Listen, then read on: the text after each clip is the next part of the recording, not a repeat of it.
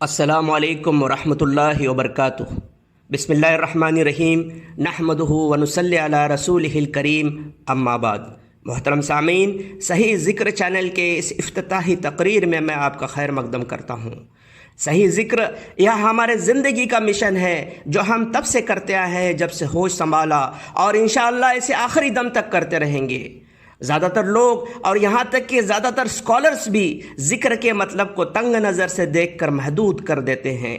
یہ لوگ ذکر کا مطلب صرف تسبیح پڑھنا اتنا ہی سمجھتے ہیں اور سمجھاتے بھی ہیں۔ دراصل عربی لفظ ذکر کے معنی اتنے وسیع ہیں کہ اس میں پوری کائنات سما جائے۔ ذکر کے کچھ مطلب ہیں: یاد کرنا، یاد کرانا، دستبرداری، تنویح، دعا، التجا، تنفیذ، نافذ کرنا، نفاذ، افعل، الاقتباس، یستحضر، سفارش، حوصلہ افزائی، تنبیہ، انتباہ اور خبردار کرنا، یعنی mention, remind, recall, remember, recollect, admonish, invoke, recite, pray, supplicate, perform, induce, execute, implement, recommend, encourage, motivate, caution, warn, alert. صحیح کے معنی ہے ایکوریٹ، کریکٹ، اوتھینٹک۔ صحیح ذکر چینل اسلام اور دیگر شاندار مذہبوں کے بارے میں اوتھینٹک باتیں صحیح دلیل کے ساتھ پیش کرے گا انشاءاللہ۔ یہ چینل تمام مذہبوں کے پیار، انسانیت اور بھائی چارے کے پیغام کو لوگوں کے سامنے پیش کرے گا اور ہر اور امن، شانتی، محبت قائم کرنے میں ایک اہم کردار ادا کرے گا انشاءاللہ۔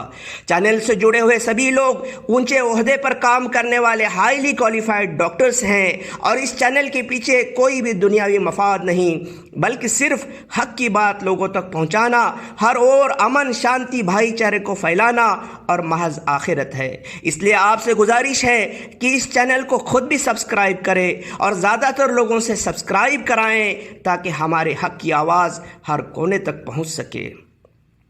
سورہ فصیلت سورہ نمبر 41 آیت نمبر 53 میں ارشاد باری تعالی ہے: سنوریہم آیاتنا فی الآفاق وفی انفسہم حتی یتبین لہم انہ الحق۔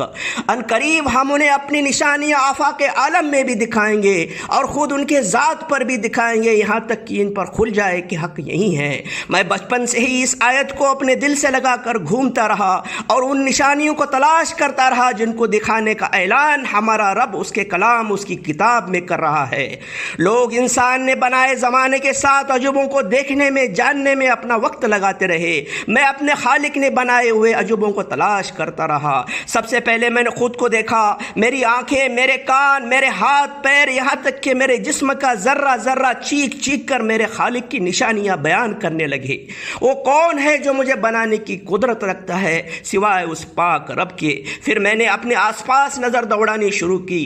ایک چھوٹی سی چینٹی ایڈ جو دیکھتی ہے، سنتی ہے، بات کرتی ہے، سوچتی ہے، سمجھتی ہے، آپس میں گلے ملتی ہے، کاروبار کرتی ہے، مارکیٹ سجاتی ہے۔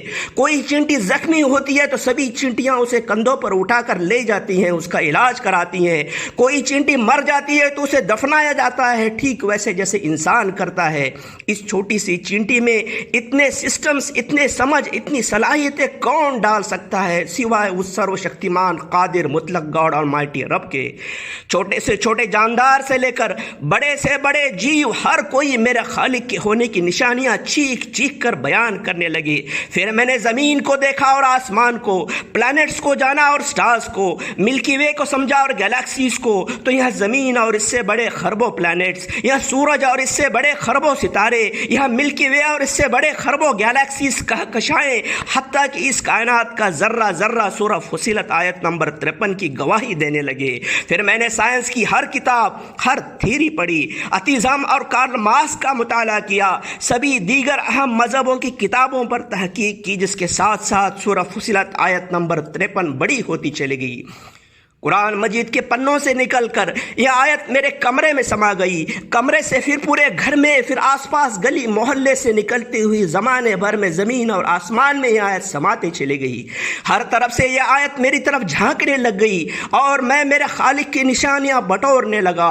انہیں میں نے اپنی ایک کتاب میں جمع کرنا شروع کیا۔ کتاب لکھی ہو کریٹڈ اس، کس نے ہمیں بنایا۔ کتاب تو مکمل ہو گئی مگر نشانیاں ختم نہیں ہوئی۔ ہر روز نئی نئی نشانیاں ظاہر ظاہر ہونے لگی تو میں نے سوچا کہ کیوں نہ سمندر میں سے ہی ان نشانیوں کا قیمتی موتی سمیٹنا شروع کروں۔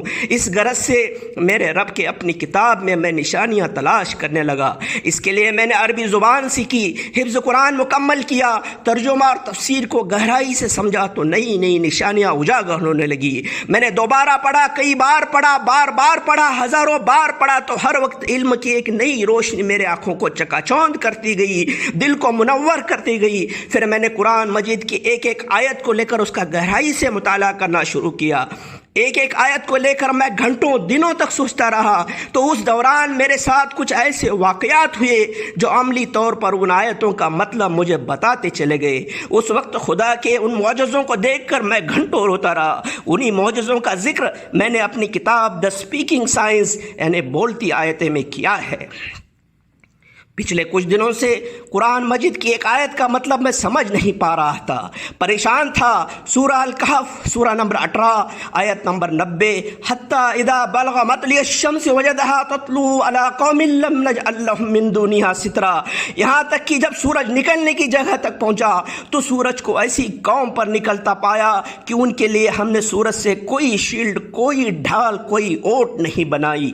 یہاں آیت مجھے جھنجھوڑتی رہی، میں اپنے بال سوچتا رہا، تفسیروں کی سبھی کتابوں کو چھان مارا، کہیں سے کوئی رہنمائی نہیں ہوئی۔ ایسا کیسے ممکن ہے؟ رات ہوتے ہی سورج غروب ہو جاتا ہے، سورج غروب نہیں ہوگا تو رات ہی نہیں ہوگی، اور یہ ناممکن ہے۔ رات کے اندھیرے کی ڈھال سورج کو غائب کر دیتی ہے۔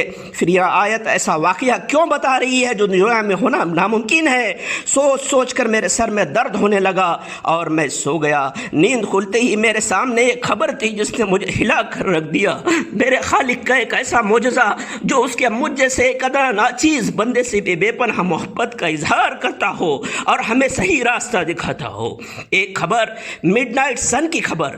مڈ نائٹ سن جو محض ایک نام تھا ایک سنیما کا جو 2018 میں ریلیز ہوئی تھی۔ تب سائنس سے پوچھا گیا تھا کیا مڈ نائٹ سن ممکن ہے؟ سائنس کہہ کے مار کر ہنسنے لگا، کہنے لگا یہ حماقت ہے، محض ایک فکشن ہے، افسانہ ہے، پری کلپنا ہے، حقیقت میں ایسا ممکن نہیں۔ مگر پھر کل جب ایسے ہی جیسے یہ خبر آئی تو سائنس کو خدا ماننے والے لوگ کوما میں چلے گئے، کیونکہ سائنس کی حد پھر سے ظاہر ہو گئی۔ وہاں خبر تھی آرکٹک ناروے سے، جہاں سورج غروب ہی نہیں ہوتا بلکہ 24 گھنٹے آسمان کے چکر کاٹتا رہتا ہے۔ رات کے وقت ایک طرف چاند نظر آتا ہے اور دوسری طرف سورج، دونوں ایک وقت میں ایک ساتھ۔ سورج سے وہاں کے لوگوں کو کوئی ووٹ نہیں، کوئی شیلڈ نہیں، کوئی ڈھال نہیں، نہ رات کی نہ کوئی اور۔ 1400 سال پہلے یہ راز کی بات ہمارے خالق کے علاوہ ہمیں کون بتا سکتا ہے؟ ایسی بات جو کل تک کسی کو بھی پتا نہیں تھی، نہ سائنس کو نہ ہمیں۔